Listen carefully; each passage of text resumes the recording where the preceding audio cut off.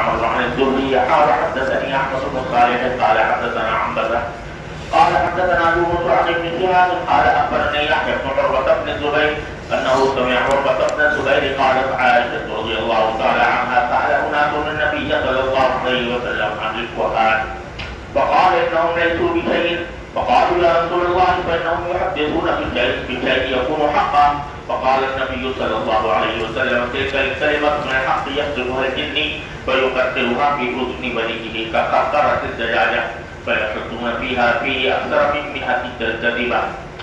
وبه قال حدثنا ابو النعمان قال حدثنا مهدي بن ميمون قال سمعت محمد بن سيرين يحدث عن معبد بن سيرين عن ابي سعيد الخدري رضي الله تعالى عنه عن النبي صلى الله عليه وسلم قال يخرج ناس من جبل المشرق ويقرؤون القرآن لا يجاوز تراقيهم يمرقون من الدين كما يمرق السهم من الرمية ثم لا يعودون فيه حتى يعود السهم إلى قوته.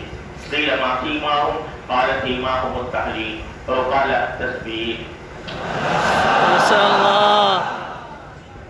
Allah Taala yang mengambil oleh kepercayaan. Jika Nabi Sallallahu Alaihi Wasallam di sini boleh berapa? Insyaallah akhir hadis.